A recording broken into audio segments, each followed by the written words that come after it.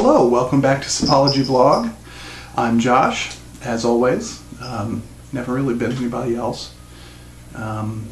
Anyhow, today we're back with another video review. It's a hot, sweaty day here in southeast Michigan, so since the weather is feeling so hellish, I thought today would be a great day to review a new product from Jim Beam. It's called Devil's Cut. There you go, you see that there? Devil's Cut. It is, of course, made by Jim Beam. It is 90 proof, and it has no age statement. And since it's a Kentucky straight bourbon whiskey, we know that means it is probably about 4 years old if it does not have an age statement, maybe a little bit older. And as always, that the age statement refers to the youngest whiskey that went into that bottle, the youngest barrel of whiskey that went into that bottle. Because they all mix it up and so forth. Anyway, I digress. Jim Beam Devil's Cut. What makes it different, you may ask me? Well, let me tell you, friend. The folks at Beam have come up with a new proprietary process to extract even more flavor from the barrel than would normally be extracted in the aging process. The name Devil's Cut is a play on a whiskey term called the angel share, which refers to the amount of evaporation from the barrel in which the whiskey is aging. The old joke being, the whiskey's not ready until the angels have had their share. Meaning that evaporation is an important part of the aging process within the barrel. And if you don't let a certain amount of evaporation take place, then the whiskey will suffer. But the folks at Jim Beam have found a way to circumvent that process. So thus sort of devil, opposite of angel, and cut refers to what happens in the process. The best information as to what they've done is that through some sort of shaking mechanism, what they do is they would put water, they would empty the barrel of the whiskey, then put water back into the barrel, do some sort of shaking process. The water would penetrate into the wood again and draw out even more of the characteristics of the wood, those flavors, the vanillas, the tannins, all those kind of barrel flavors. And then the whiskey that had just exited that barrel gets cut down to proof, whatever proof they want to bottle it at, in this case 90. That gets cut with the water that was put in the barrel and is now removed from the barrel, if that makes any sense, and I hope it does. So, Jim Beam Devil's Cut. First, I want to, or second, I guess, or third, I want to take a look at the bottle. I'm not a big fan of the design of this bottle and label. If you'll see the label there, Devil's Cut. It's in sort of a devilish kind of font with the Jim Beam logo at the top, and the label is made to look like it's wood from a barrel. It looks to me more like the wood from the head of the barrel, but I suppose it could be the side of the barrel, so I kind of flattened out. I think it's a clever idea for a label. But I think the problem is the color of the label is too close to the color of the liquid in the bottle, and so it kind of fades together. Maybe that's what they were going for with the little faux singed area on top. But it just, I don't really care for it. I also don't care for this new square, kind of more squarish Jim Beam bottle.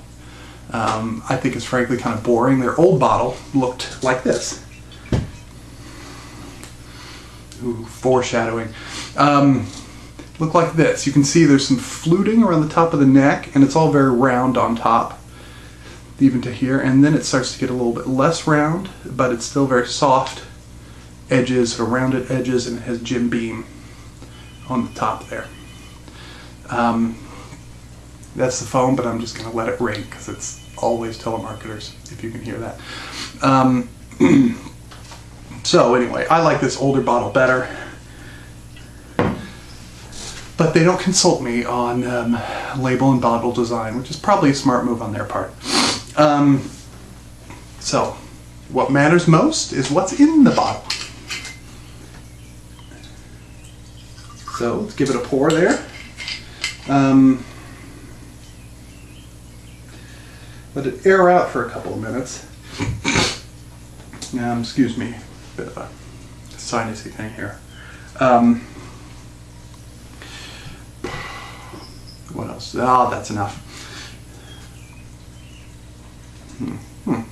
If you'll see, if you'll take a look, the color seems to be a little bit darker than I would expect a Jim Beam expression with no age statement and at 90 proof to be. Which is nice. Again, that's probably an influence of the Devil's Cut process there. The nose, you definitely get those Jim Beam characteristics. A lot of people don't like Jim Beam because of the yeasty, spicy kind of aromas and flavors that get out of it. It's a very distinctive thing. I think it's sort of ironic that a distillery that has such kind of idiosyncratic characteristics actually produces the best-selling bourbon in the world, the Jim Beam White Label. But there you go. You'd expect something that's more sort of a classic bourbon profile like Evan Williams' Black Label to be sort of more popular, and it is popular, but anyhow, enough speculation. Yeah, the nose, you get the yeastiness, but there's also a lot of sweetness in the nose, like a cotton candy or bubble gum kind of sweetness. And by bubblegum I mean sort of the generic bubblegum flavor, like Bazooka Joe, or just kind of, old-fashioned bubblegum.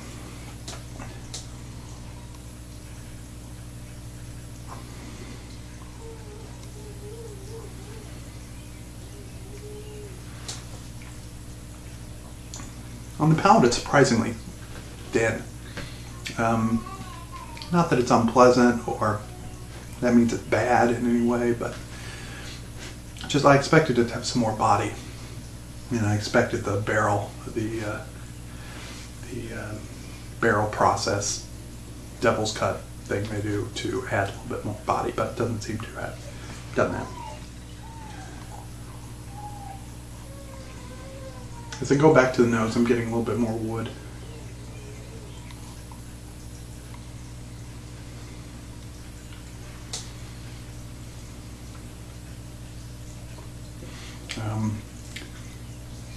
On the palate, again, just that big candy influence. It's surprisingly hot in the finish too.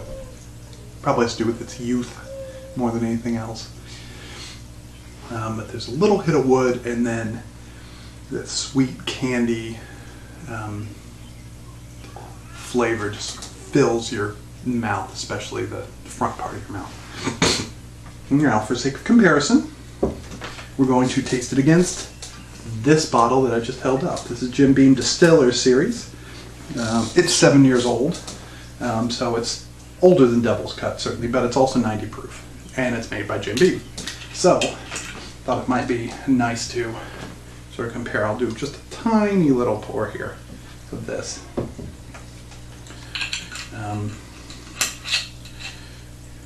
I like this whiskey a lot, by the way. I don't know if it was a one-time release or not, but I think it's very good. If you can grab a hold of some, it's very affordable, and it's a real bargain at that price. Very different nose, very different. The spiciness still there. It's still definitely Beam, but it's a little there's a little bit more sharpness in the nose. And if you've ever got sharpness in the nose, you know, nah, never mind. A little bit more spice.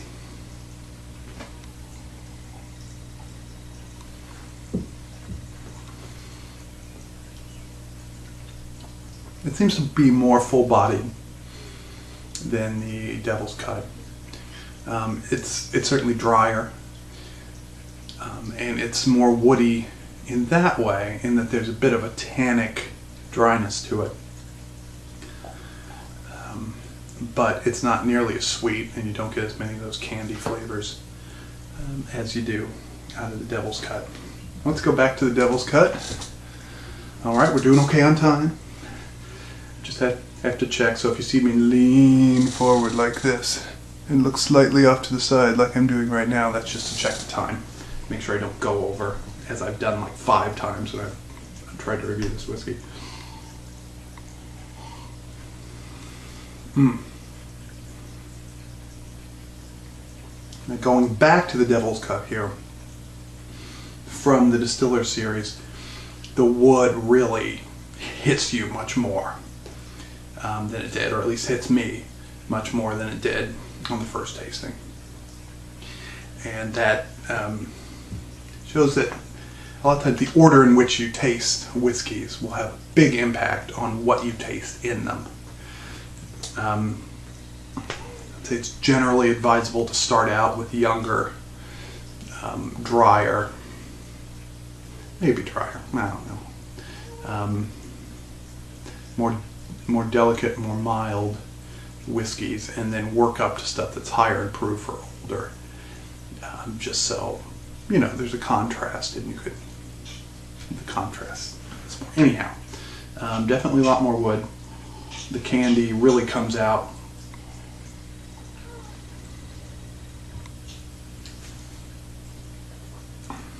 Let me see. You got everything? Yep. Alright, so in conclusion, just so we don't run over, we only have about 3 minutes left.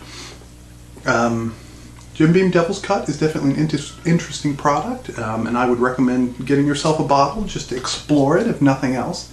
I'd say it does very well in tastings, and it really, its unique characteristics really come out when it's tasted alongside other Beam products. It really stands out a lot more than just sipping it on one's own. It's about $25 plus tax here in Michigan. I'd say it's definitely worth getting a bottle. It's unique if you like sweetness, if you like wood flavors in your whiskey. I'd run out and get it. All right, this is Josh signing off. Thanks for visiting. Bye.